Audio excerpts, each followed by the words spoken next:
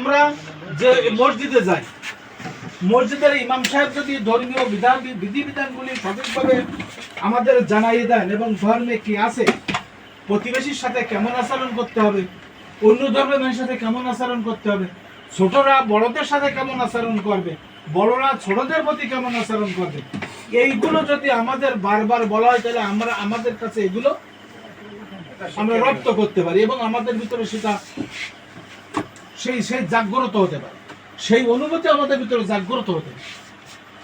তেমনি ভাবে শুধু মুসলমানরা বললে হবে না, হিন্দু পুরোহিত যারা আছে তাদের যজমানদের বলবে, হিন্দু যেসব ব্রাহ্মণ আছে ব্রাহ্মণদের কিন্তু যজমান আছে, যেরকম আমাদের মুসলমান পীরদের মুরিদ আছে, ওরকম হিন্দু ব্রাহ্মণদের যজমান আছে। ওরা ওই ব্রাহ্মণদের কাছে ওদের সুখ দুঃখের কথা বলে, ওরা দীক্ষা নেয় ওই ব্রাহ্মণদের কাছে, এই জন্য ওরা হলো যজমান। আর আমরা পীরদের কাছে মুরিদ হই, আমরা হচ্ছে পীর মুরিদ। খ্রিস্টানদের ওরকম আছে পাদ্রী।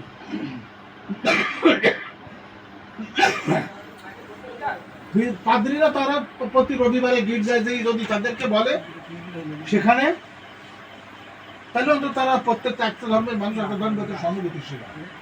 সুতরাং আমাদের সকলের উচিত সামাজিক সম্প্রীতি, পারিবারিক সম্প্রীতি, রাষ্ট্রীয় সম্প্রীতি, সর্বশেষ ধর্মীয় সম্প্রীতি রক্ষা করে চলা আমাদের, এটা সকলের উচিত। আর একটা কথা বলি, সেটা হচ্ছে যে শাসন, সামাজিক শাসন, পারিবারিক শাসন।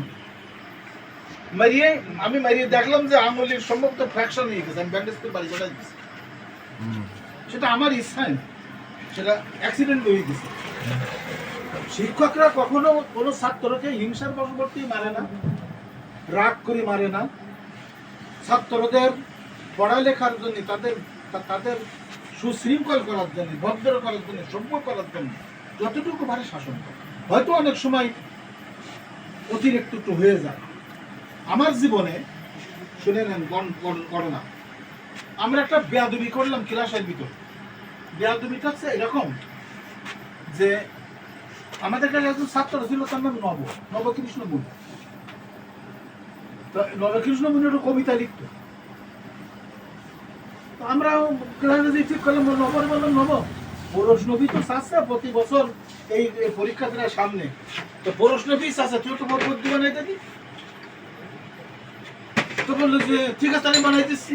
ও বসে চিন্তা করতে লাগলো, কবিদের যা কাজ চিন্তা ভাবনা করি তাই করছে।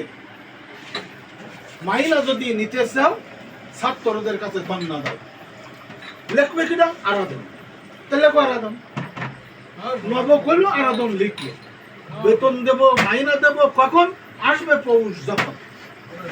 এই 4 লাইন বানাই দেওয়ার পরে ওয়াজের স্যার ক্লাস আইছেন, এখন কিন্তু ওয়াজের স্যার স্কুল গেটে আসে দেখে যে মাইনে যদি নিতে চাও ছাত্রদের কাছে ধর্ণা দাও, মানে মাইনে দেব তখন, আসবে পৌষ যখন। নিয়ার স্যারের সাথে বলছে, নিয়ার স্যারের সাথে বলার খাতে সাথে বেশ জোড়া এসে আছে। মানে কোন কায়দায় সে বলাইছে যে নববধূ বলিছে আর আরাধন লিখেছে। আরাধনের মায়ের শেষ জোয়ার আসা সব, মায়ের শেষ জোয়ার আসা। আর নবরে কয় বাড়ি দিলে নব পিছনের দরজা দিয়ে দৌড় মারি। আমরা তো সব চুপচাপ বসে থাকলে, আমরা কোনো কথা নেই, চুপ একদম মূর্তিমান, মূর্তির মতো স্ট্যাচুর মতো বসে থাকলাম ক্লাস। আরাধনের বাবা শুধু একটু করে বলেছিল যে মাস্টার সাহেব এরকম মানলো, তাছাড়া কোনো লোক নেই, জম নেই, আসেনি। আরেকটা ঘটনা বলি, আমরা তখন সম্ভবত ক্লাস 10-এ পড়ি কি 9-এ পড়ি। হেড স্যার গেছেন বিএড করতে, নিয়মের স্যার হচ্ছে হেডমাস্টার। মজিদ আর আমি দুইজন খালেদের এই মৌলানা মজিদ, তোমার সবাই চিনবা, একবার ফকিরি, একবার সর্দারের বাগনি।